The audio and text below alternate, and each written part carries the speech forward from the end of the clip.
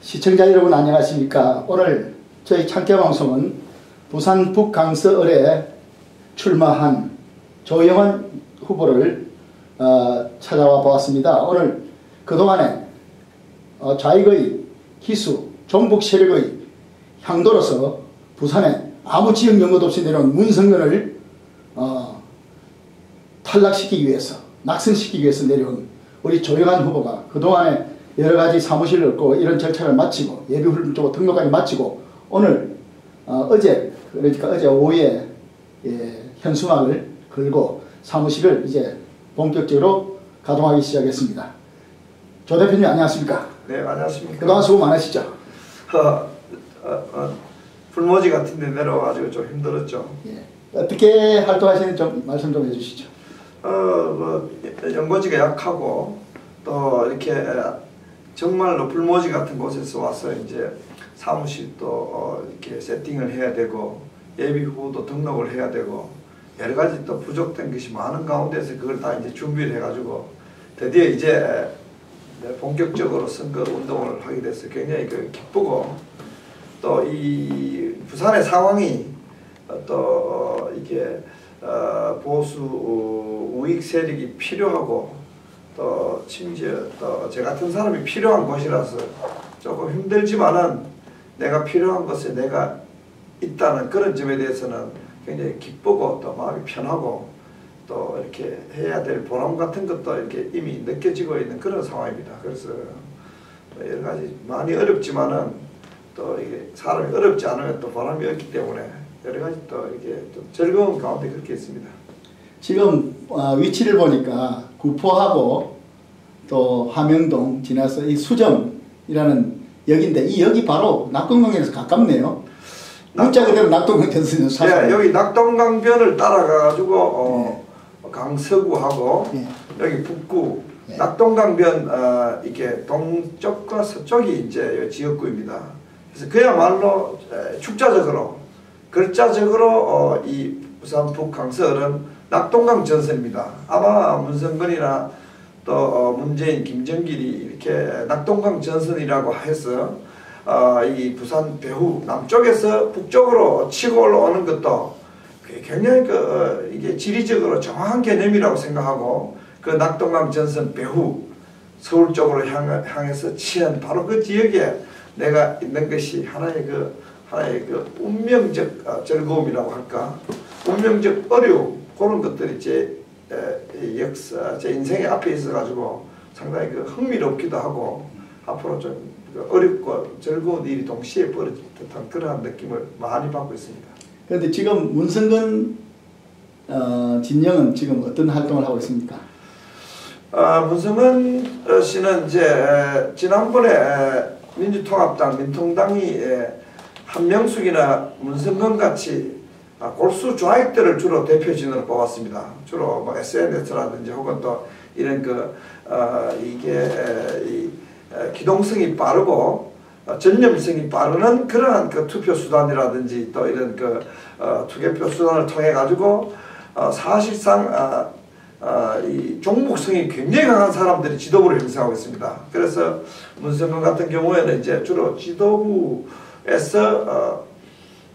이번 선거 전략에 오늘도 보니까 YTN에서 이렇게 집중적으로 보여주는데 언론을 장악한 이 남한의 좌익 세력들이 이 대한민국의 가장 이 복지나 안보나 치안의 가장 핵심적인 변수인 종북성에 대해서 보고 있지 않습니다. 그래서 문성근 같은 경우는 정상적인 국가라면은 굉장히 언론의 비판을 받아야 되는데 아무런 비판받을 부분, 예를 들면은 100만 밀란, 즐거운 100만 밀란이라는 그런 미쳐가이 같은 소리를 했는 것이 언론이 전혀 따지지 않고 띄워주는 그런 언론의 혜택을 많이 보는 선거운동을 하고 있습니다. 예를 들면 저 같은 경우에 낙동강 전선을 지키기 위해서 왔다라고 했을 때 미국이나 내가 10년 살았던 미국 같으면 그것이 특이한 경우이기 때문에 반드시 많은 언론이 와서 왜 나처럼 이상한 짓을 하느냐고 그런 인터뷰를 해야 됩니다. 그런데 대한민국은 이미 언론이 비정상적인 상태에 굉장히 많이 가 있기 때문에 애송이 같은 그러한 사람들, 예를 들어 문재인 지역의 애송이 같은 사람들에게 포커스가 맞춰져 있고 진짜 낙동강 전선을 거칠게 우익 선동군, 좌익 선동군이 격전을 벌여야 될 것에 대해서는 좌익 선동군 문성근만 계속 띄우고 저는 우익 선동군입니다. 저는 우익의 가장 혹독한 선동군 중에 하나입니다. 그래서 제가 한 3, 4년 동안에 제가 어떤 우익 선동군이었는지는 박지원이가 잘 알 것이고 김대중이 잘 알 것이고 광우병 폭도들이 잘 알 것입니다. 문성근도 내가 우익의 선동꾼이라는 걸 잘 알 것입니다.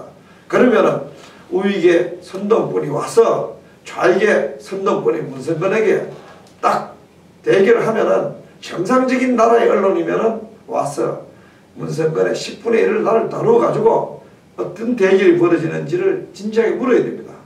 그런 기회가 있다고 생각합니다. 그래서 그런 점에서는 언론의 편향성 같은 것이 문성근을 많이 도와주고 있다. 그의 나쁜 것을 눈을 감아주고 그의 좋은 것만 너무 부각시키는 그러한 언론의 편파성, 군사정권 때보다 훨씬 더 악질적인 언론의 편파적인 편애적인 도움을 받는 그러한 문성근의 선거운동이 지금 여기에서 벌어지고 있고 전국적으로 벌어지고 있다. 모든 방송들이 그렇게 해주고 있다. 저는 그런 생각이기 때문에 언론에 굉장히 손해를 많이 보고 전쟁을 하고 있고 이념 전쟁을 하고 있고 그나마 밤 12시가 넘어가지고 참깨 방송에서 그 이념 전쟁에 대해서 작은 목소리를 아주 크지 않지만 소중한 그 목소리를 세계에 내줌으로써 제가 문성근과 싸우는데 다윗과 골리앗과 같은 선동 전쟁에 싸우는데 큰 도움이 될 것이다. 저는 그런 느낌을 지금 받고 있습니다. 지금 현재 한나라당, 새누리당 그쪽에서는 여러 가지로 또 허태열 기존 후보가 자기 지역구에 나올 공천을 받을 수 있는지 그런데 의문이 나오면서 또 뭐 오늘 아시다시피 인터넷상으로 또 모 인사가 젊은 인사를 갖다가 내보낼 의사인데 거기에 대해서 본인이 상당히 생각하는 바가 많을 것 같습니다. 지금 문성근은 인지도 다시 말하면 그 사람이 선하고 악하고를 떠나가지고 그 지명도가 굉장히 높은 사람입니다. 인지도가 굉장히 높습니다.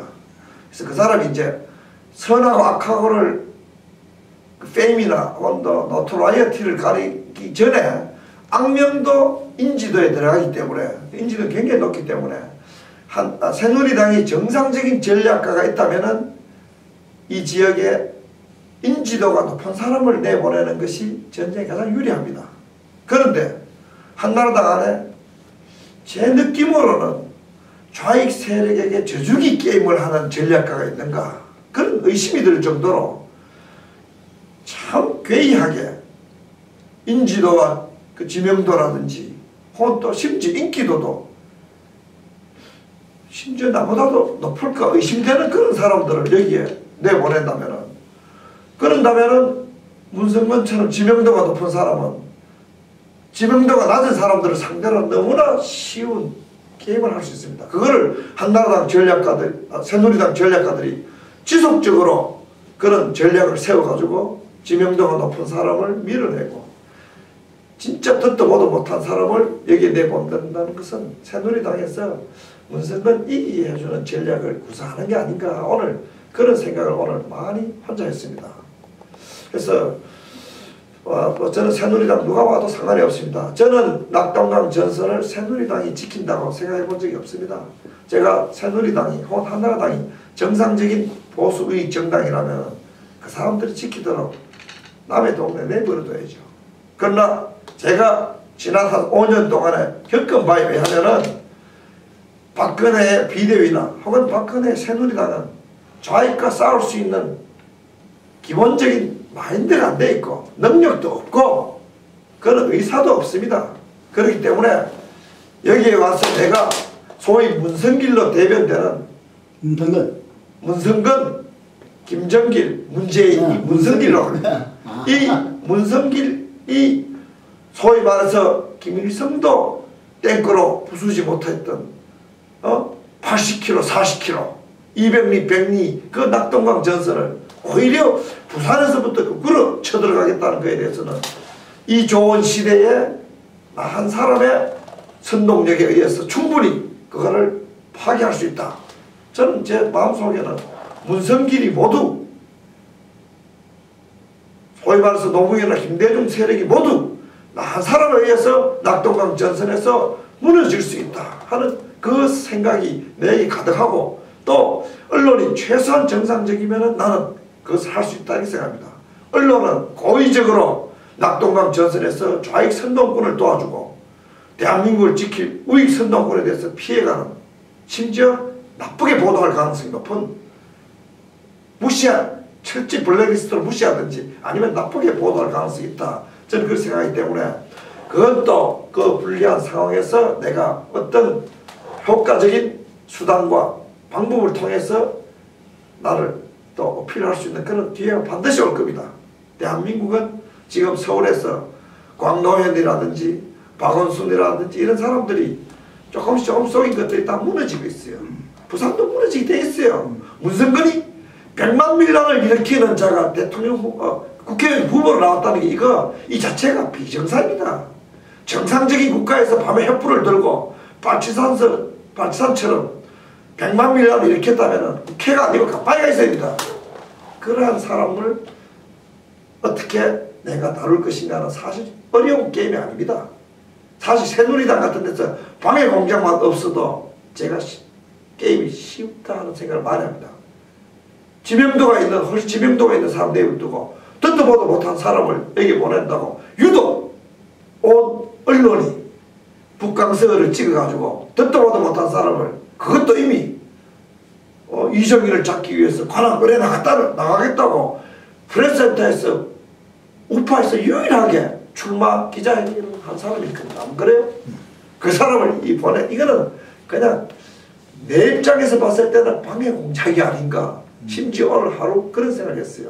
내가 낙동강 전선을 문익환의 아들 문성근을 100만 밀란 선동꾼을 김정일에 가서 조아리기만 하는 사람, 이명박에게는 얼굴을 찡그리고 분노하고 반동하는 사람, 이 사람을 내가 낙동강 전선에서 허물겠다는데 유독 여기를 찍어가지고 문성근의 수제자를 여기에 내려보냈다 하는 것은 내가 볼 때는 저주기 게임이 아닌가 의심하지 않을 수가 없어요. 그래서 나는 새누리당이라든지 자기들은 어떻게 싸우는지 상관할 거 없어요. 나는 내 전략과 내 의지 그리고 나 자신의 능력으로 이 낙동강 전선을 허물려고 하는 문재인, 문성근, 김정길, 이 전부 제게는 공동의 제 요번에 선동의 대상입니다. 저는 솔직히 말해 일개 지역구에 구애되고 싶지도 않고 전국적으로 많은 생각을 하고 있고, 동시에 낙동강 전선에 쭉 펼쳐진 그 모든 사람들이 제 눈에는 다 제 시각 안에 들어와 있습니다. 그래서 낙동강 전선은 제가 열심히 그 허물어뜨린 세력, 남한에서는 반란적이고 북한에서는 이적적으로 머리를 쪼아리는 여자들을 잘 국민들에게 알리면은 현명한 국민들, 오늘 또 돌아다녔는데 국민들이 반응이 그 어때요? 정체를 다 얘기하대요. 시민들이 반응이 어때요? 문성근은 뭐라고 다 얘기합니다. 이미 언론에서 어디서 어떤 여론조사를 했는지 모르지만은 세상에 선거 60일, 50일 내버려 두고 야당이 다 이긴다고 프로파간다 하는 그런 선전선동이, 세상에 그런 미신이, 그런 정치적인 미신이 이 지구상에 북한 빼고 어디 있어요. 지금 이 대한민국 언론은 사이언스가 아니고 미스라고 합니다. 신화, 미신에 의해 가지고 지금 프로파간다 계속 오늘 또 YTN 뉴스 나오는데 박이태 300만원 돈봉투 돌린 얘기 하는데 그 대학 할 때 박영선이라는 사람 나왔습니다. 그 사람 핸드백 돌렸는 그 의혹 그거부터 설명하고 그 다음에 박이태 300만원 얘기해야 될 거 아니에요. 민주당 돈 안 돌렸어요? 지난 12월 26일날 돈 안 돌렸어요? 다 돌렸을 겁니다. 그걸 두고 박희태 300만원가 아직도 떠들고 뉴스에서 2꼭지 3꼭지 내보내는 거, 그거 프로파간다입니다. 이게 프로파간다라고 난 그렇게 생각합니다. 그래서 그런